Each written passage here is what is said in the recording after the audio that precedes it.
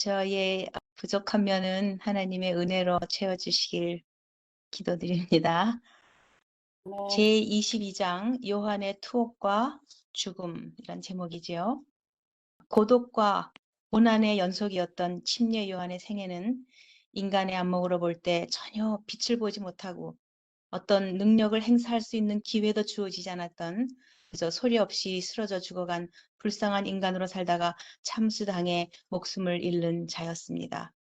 그러나 이 챕터를 통해서 요한의 생애를 영적인 눈으로 다시 깊이 들여다보았을 때 오로지 주어진 하늘의 사명감에 이끌림 받아 하나님 주신 의의 원칙에 견고하고 충실했던 그 요한의 생애가 큰 은혜로 다가오는 교훈으로 가득 찬 말씀이었음을 알 수 있었습니다. 본문에 침례 요한은 그리스도의 나라를 전파한 첫 번째 사람이었으며 또한 고난에도 으뜸 가는 사람이었다라고 시작합니다. 정말 큰 외침으로 술에 취해 방탕하던 헤롯 왕의 죄를 바로 지적하는가 하면 또 많은 백성들의 죄인들의 마음을 그리스도의 나라로 돌이키게 한 세상 죄를 지고 가는 하나님의 어린 양에게로 눈을 돌리고 회개하도록 한 그리스도의 나라를 전파한 첫 번째 사람이었고 또 이제 죄수가 되어서 토굴 감방의 벽 속에 갇혀서 음침한 무위함이 그의 마음을 무겁게 눌림당하고 엘리야나 모세가 받았던 어떤 눈에 보이지 않는 능력은 요한에게 주어지지 않은 채 후에 요한에 전파된 기별의 결실을 하나도 보지 못하고 고독하게 죽어가는 예수 그리스도 때문에 고난받는 그리스도의 고난에 동참하는 삶으로 점철된 요한의 삶. 그래서 고난으로 으뜸가는 사람으로 칭함받습니다. 여기 이 요한의 투옥과 죽음에 보면 여러 등장인물들이 나옵니다.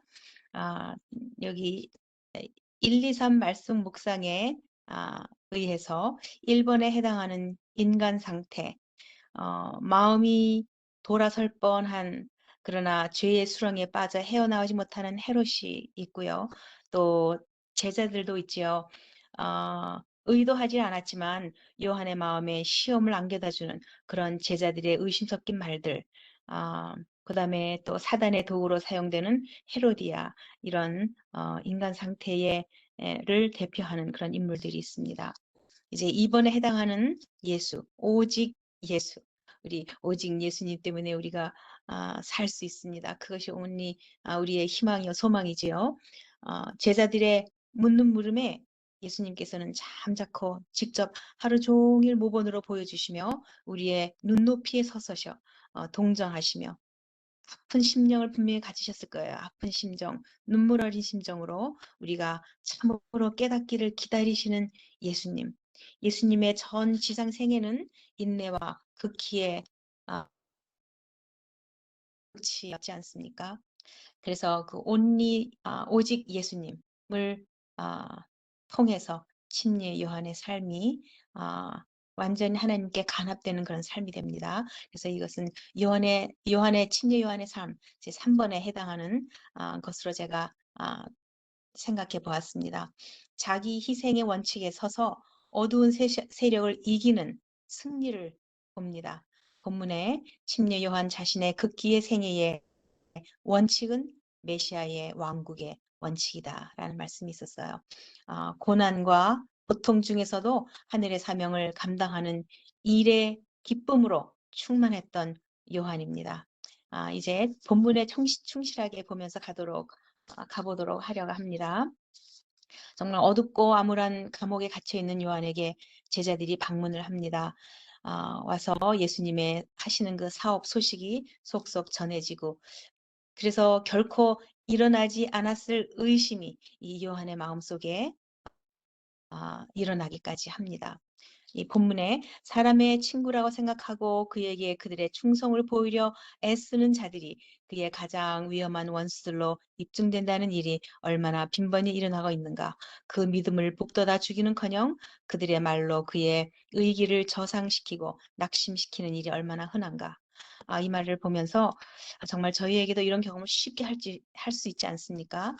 정말 이 대목에서는 지난날 저의 실수들이 생각나면서 정말 내 자신도 말과 처신을 참 조심해야겠구나 하는 그 마음이 다시 들었습니다.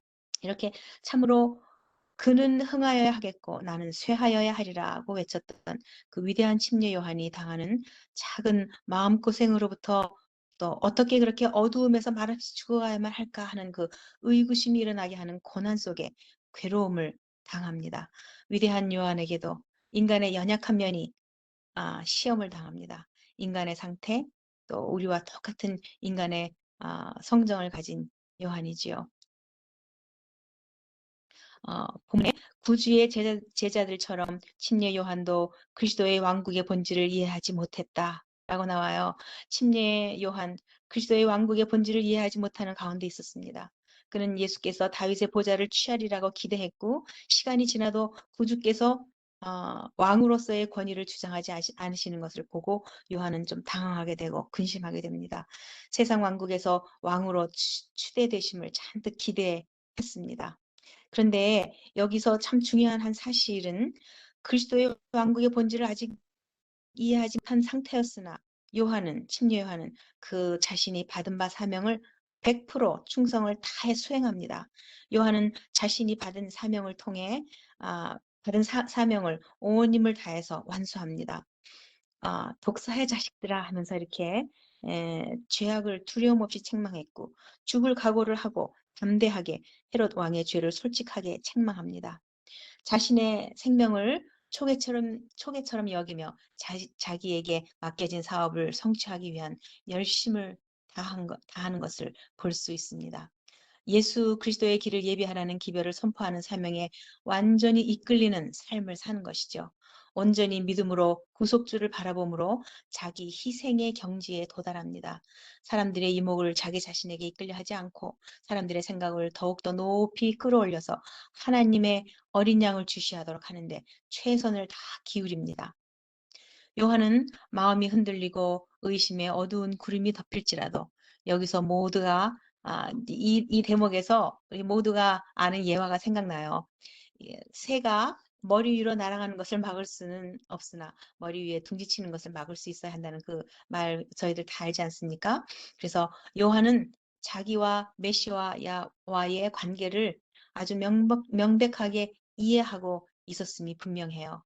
그래서 그의 마음속에 어두운 의심이 또 구름이 덮일지라도 그것을 마음속에 품고 거기서 좋지 않은 그 죄악의 뿌리를 내리지 않는 것을 봅니다.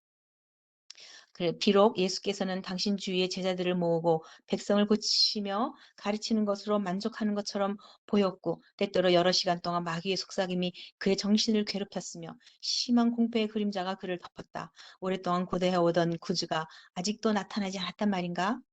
하는 그런 의심에 눌렸고 요한이 자기의 부르심에 충실하였다는 것이 드러났다면 이제 예수께서 압제자의 권세를 타도하고 당신의 기별자를 해방시키지 않을 것인가 라는 마음에 온갖 생각이 괴롭혔을 거예요.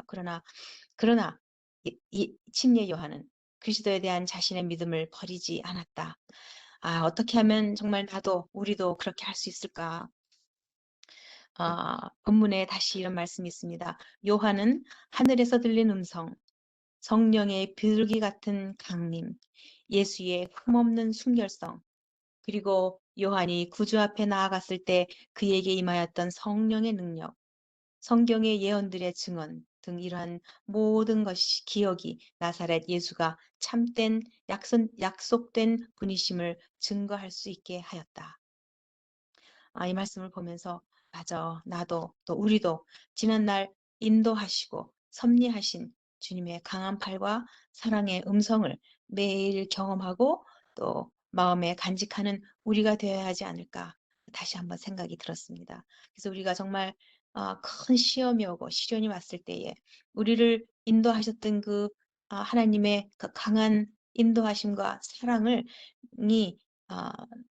정말 죄에 빠져서 나오지 못하게 하는 그런 상태까지 자꾸 내려가지 않도록 하는 하나의 은혜의 끈이 되도록 우리가 해야 될 거라고 생각이 들었습니다. 여기 또 한 가지 짚고 넘어갈 기운이 있어요. 요한은 자신의 의심과 염려를 동료들과 함께 토론하지 않았다입니다. 저는 이 말씀을 보면서 세상에 맞아. 의심과 염려를 다른 사람들과 나누게 되면 정말 오히려 그 문제에 더 깊이 빠지게 되는 그런 사례를 참 경험했지요. 물론 인간 친구들에게 정말 서로 어, 위로가 되고 도움이 될 때가 있어요. 서로 이제 그런 말을 나눌 때에. 그러나 요한은 이때 그 요한은 자신에게 직접 하시는 그리스도의 말씀을 듣기를 갈망하였습니다. 그래서 제자들을 시켰지요. 오실 그이가 당신이 오니까 우리가 다른 일을 기다리오리까? 라고 묻도록 했습니다. 하늘의 지혜입니다. 이제 예수님의 침묵하시면서 하루 종일 하신 일들, 또 그들이 목격한 것을 가서 전하라고 하십니다. 그래서 병자와 고통당하는 자들이 치유함 받고, 온갖 종류의 병 앓는 자들이, 또 능력 있으신 치료자의 음성이 귀머거리를 뚫게 하고, 예수 그리스도의 한마디의 말씀이 한 번의 접촉이 맹인의 눈을 뜨게 하고 열병을 쫓아내고, 그런 여러 가지 일들을 봅니다. 그래서 건강과 활력을 가지고 일어나는 것을 보고, 또 귀신이 들려서 마비된 자들이 그분의 말씀에 순종하였을 때에 광증이 그들을 떠나고, 또 그들은 그분께 경배하였고, 그분 주위에 가까이 모인 자들에게 예수께서는 영원한 생명의 말씀을 하심을 보았지요. 그래서 그분의 신성의 증거가 고통당하는 인류의 필요를 채워주는 가운데 나타났고, 제자들은 그 기별을 요한에게 전할 수 있었습니다. 그리고 그것으로 충분하였다라고 이 말씀에 되어 있어요. 누구든지 예수님께서 누구든지 나를 인하여 실족하지 아니하는 자는 복이 있도다. 너희가 무엇을 보려고 광야에 나갔더냐? 바람에 흔들리는 갈대냐? 부드러운 옷 입은 사람이냐? 보라, 화려하고 옷 입고 화려하게 옷 입고 사치하게 지내는 자는 왕궁에 있느니라. 이렇게 말씀하십니다. 갈대는 여기서 침례 전도를 비평하며 판단하는 자로서 서 있었던 랍비들을 상징한다고 여기 EGYC 설명합니다. 정말 나는 그러면 인간의 칭송이나 편견의 바람에 휩쓸리는 흔들리는 갈대가 아닌가, 마음에 정말 다시 한번 생각해보고 돌아보는 시간이 되었습니다. 그리고 그 당시에 그 화려한 왕궁에 화려한 옷 입고 있는 그 자들을 보면서 네, 나는 내 속에는 허식을 사랑하는 것이 없는가, 이런 생각을 좀 다시 해보게 되었고, 좀 더 낭비하지 말고 겸손하게 겸비한 마음으로 정말 필요한 자들에게 손을 내미는 그런 마음을 좀 더 많이 가져야 되겠다는 그러한 생각도 갖게 되었습니다. 그래서 정말 또한 다른 사람들의 칭찬을 얻기를 나도 모르게 갈망하고 있지는 않은가, 이런 생각도 좀 들기도 했습니다. 그래서 이런 이 예수님의 말씀을 통해서 내 자신을 볼 수 있는 그러한 정말 의미 있는 그런 말씀들로 차 있음을 제가 느끼면서 제 마음에 다시 한번 내 자신을 살피는 그런 시간이 되었었습니다. 본문에 하나님께서 높이 평가하시는 것은 도덕적인 가치이다. 사랑과 순결이 하나님께서 가장 귀중히 여기시는 속성이다 라고 말합니다. 요한은 여호와께서 내게 기름을 부으사 가난한 자에게 아름다운 소식을 전하게 하려 하심이라. 나를 보내사 상한 자를 고치며 포로된 자에게 자유를, 갇힌 자에게 노임을 전파하며 여호와의 은혜를 전파하여라는 그 메시아에 관한 예언을 상기하게 되었고, 그리스도께서는 그분이 진정 메시아임을 다시 마음에 분명히 새기게 됩니다. 그래서 광야에서 엘리야에게 이르렀던 그 같은 진리가 요한에게도 공개되었다라고 되어 있죠. 여호와 앞에 크고 강한 바람이 산을 가르고 바위를 부수나 바람 가운데 여호와께서 계시지 아니하며, 지진이 있었으나 지진 가운데도 계시지 아니하고 지진 후에 불이 있으나 불 가운데도 계시지 아니하더니 불 후에 하나님께서 세미한 소리로 선지자에게 말씀하셨다라고 말씀합니다. 예수님께서도 당신의 사업을 이와 같이 무력의 행사와 보좌와 왕국들을 뒤집어 엎는 일을 통해서가 아닌 자비와 자아 희생의 생애를 통하여 사람들의 마음에 말씀으로 하실 것이었다라고 말씀되어 있습니다. 지금 이 시대를 살고 있는 나에게도 또 우리에게도 적용이 되는 것 같아요. 잘못들을 그 자리에서 지적함으로 옳고 그름을 뒤엎을 수도 있지만 예수의 생애를 오직 바라보면서 모본을 삼아야겠다는 결심을 다시 해봅니다. 정말 우리의 삶으로 전도한다고 그러지 않습니까? 그래서 더더군다나 가정에서 또 교회 생활에서 예수 그리스도의 모본을 잘 본받아서 좀 더 우리의 삶에 예수 그리스도의 삶이 이루어지는 그런 삶을 살아야 되겠다는 결심을 다시 해봅니다. 그는 이제 그리스도의 사명의 본질에 대하여 더욱 명백히 깨달았으므로 그가 사랑하던 사업의 최선의 유익을 위하여 살든지 죽든지 자신을 하나님께 굴복시켰다. 하나님께 대한 충성과 의에 대한 열성에는 변함이 없었다. 그는 원칙에 대한 충성에는 바위처럼 견고하였다. 더 높은 불굴의 정신으로 나아가는 요한을 봅니다. 승리의 개가를 부르고 싶었어요. 정말 역시 친리의 요한입니다. 그래서 그 요한이 가지고 있는 받은 배운 그 의의 원칙에 대한 충성에는 바위처럼 견고한 사람이었습니다. 이 본문에 그 당시의 죄와 방종을 견책하도록 부르심받은 요한이 입던 그의 간소한 의복과 극기의 생애는 그의 사명의 성질과 일치하는 것이었습니다. 그래서 이 본문은 정말 내가 너무 사치하게 낭비하며 살고 있는 것이 아닌가라는 생각도 들게 했고, 어쩌면 이것이 꼭 우리의 눈에 보이는 어떤 사치함을 이야기하는 것이 아니라 그 간소한 의복과 극기의 생애라는 것은 우리의 그 눈에 보이는 것뿐만이 아니라 영적인 삶에 있어서도 정말 극기의 생애, 간소한 의복이라는 것은 우리가 정말 이 영적인 삶을 너무 이렇게 있는 척 부풀려서 다른 사람들에게 자꾸 보이려 하고 그분들을 이끌기 위해서 너무 이렇게 힘을 주는 것이 아니라 힘과 거품을 다 빼고 예수님께서 보여주신 그 모본대로 정말 사는 것이 이 간소한 의복과 극기의 생애가 아닌가라고 다시 한번 생각해 보면서 정말 속과 겉이 겸비하게 되는 길을 원하는 그런 기도가 저절로 나왔습니다. 여기 본문에 또 여자가 낳은 자 중에 침례 요한보다 더 큰 이가 일어남이 없도다 라는 말씀이 있습니다. 마태복음 11장 11절이죠.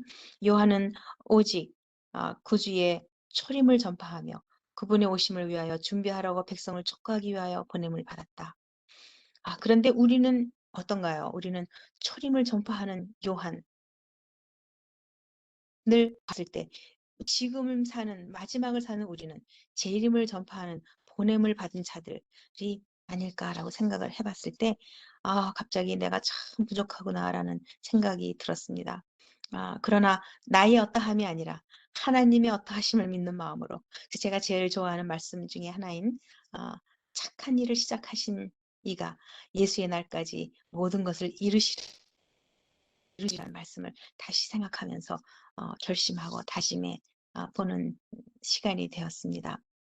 예수 그리스도로 말미암은 미래의 영원한 생명을 온전히 이해하지 못한 요한은 아까 잠깐 말씀처럼 받은 사명 가운데서 발견하였던 기쁨을 뺀다면 그의 생애는 슬픔의 생애였다고 말씀되어 있어요.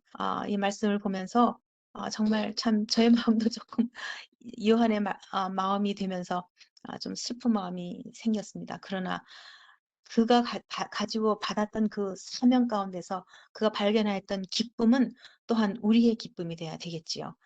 정말 이 1, 2, 3 말씀, 묵상 말씀의 제 3번 이 사명을 하나님께서 주신 그 사명을 발견하는 그 기쁨은 무엇에도 비교할 수 없습니다. 그래서 그 기쁨을 항상 우리가 발견하고 이해하고 깨달으면서 우리가 그 기쁨을 항상 간직할 수 있는 여러분과 제가 되기를 간절히 바랍니다. 이제 본문에 그의 음성은 광야 유해의 그곳에서는 거의 들을 수 없었다. 그의 생활은 고독하였다. 더구나 그는 자신의 활동의 결과를 보도록 허락되지 아니하였다.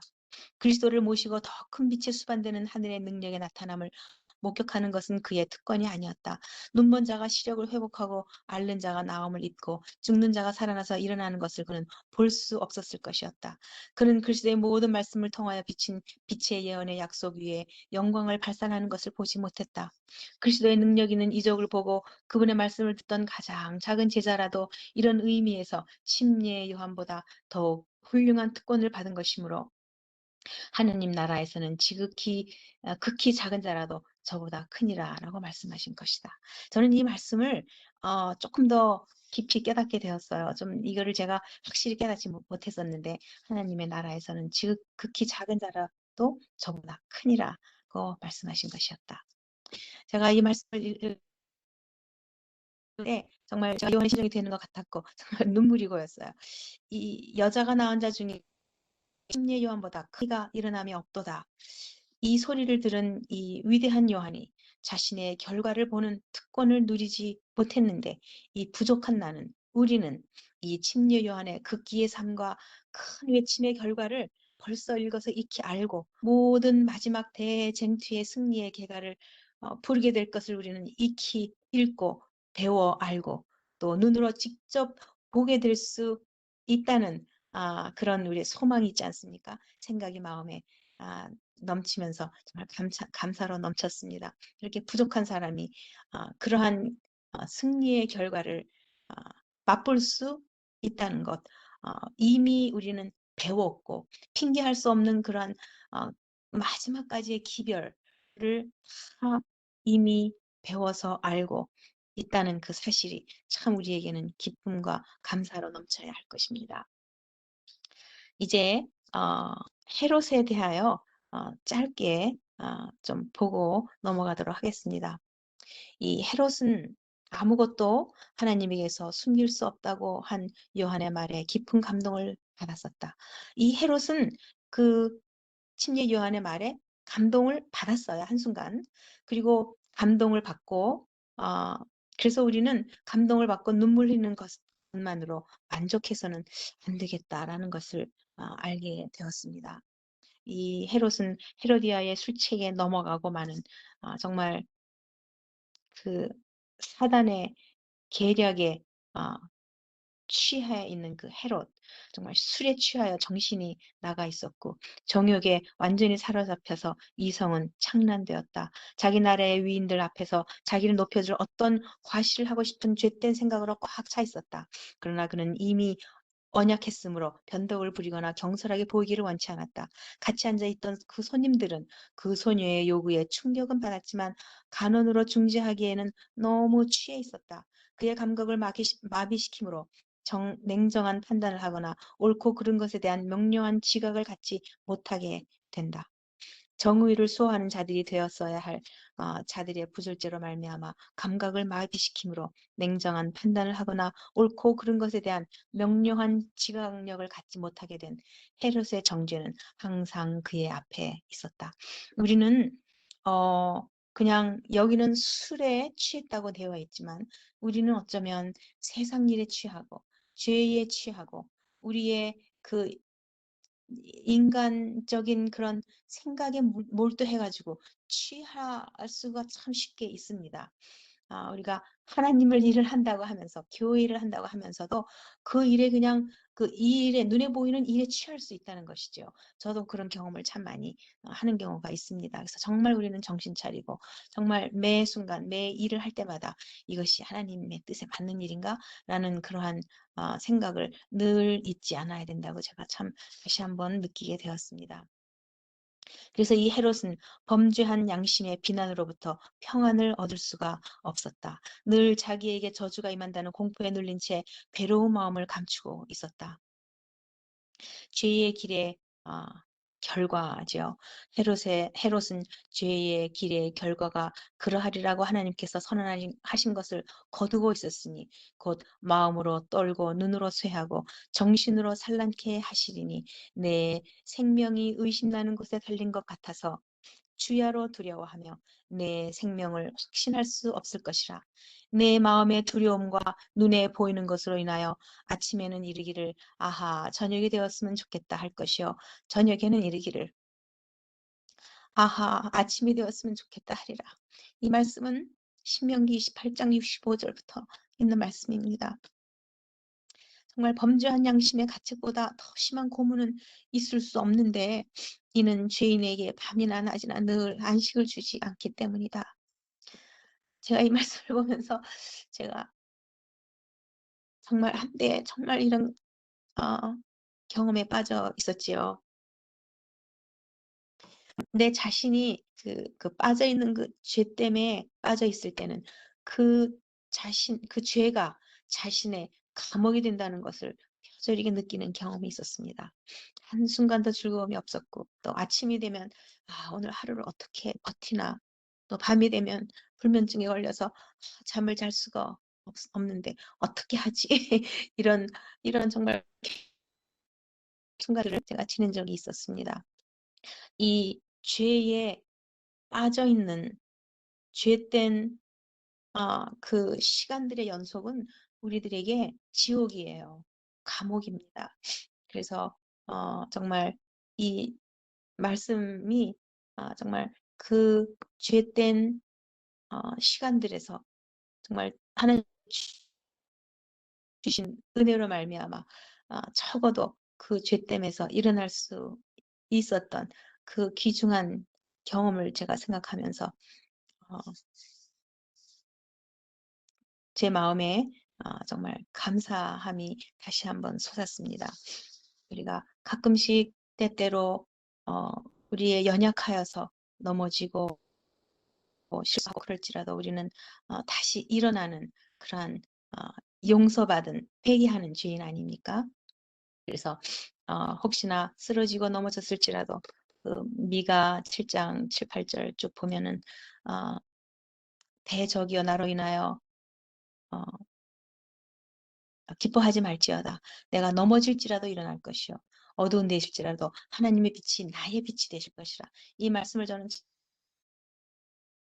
때문에 넘어지고 쓰러질지라도 제가 이 기억절을 항상 이렇게 마음속에 간직하려고 노력을 하고 있습니다.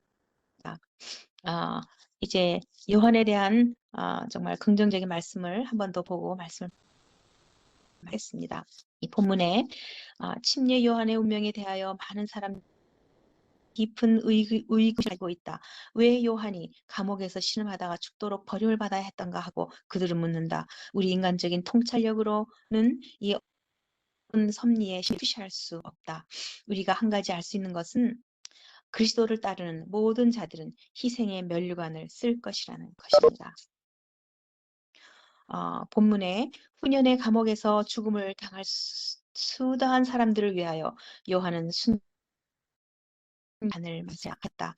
예수님을 따르는 자들이 외로운 옥중에서 신음하고 칼이나 고문대나 화용주에서 죽임을 당하여 하나님과 사람에게 당한 것처럼 보일 때에 그리스도께서는 친히 그의 충성됨을 증거하셨던 침례 요한도 그와 유사한 경험을 겪었다는 생각에 그들의 마음에 얼마나 든든한 느낌을 가질 수 있을 것인가.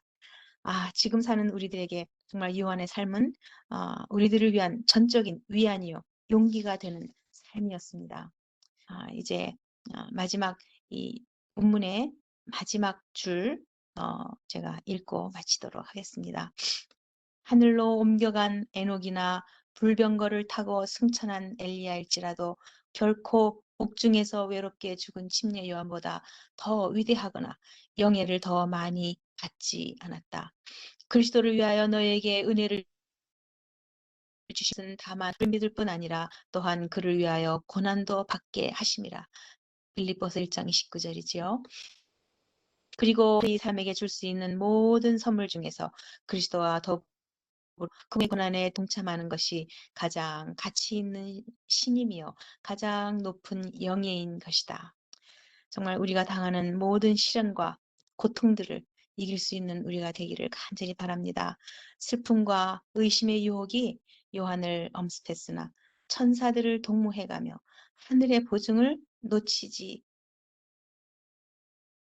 요한을 기억하면서 승리의 삶을 영위하시는 저와 여러분들이 되시기를 간절히 바랍니다.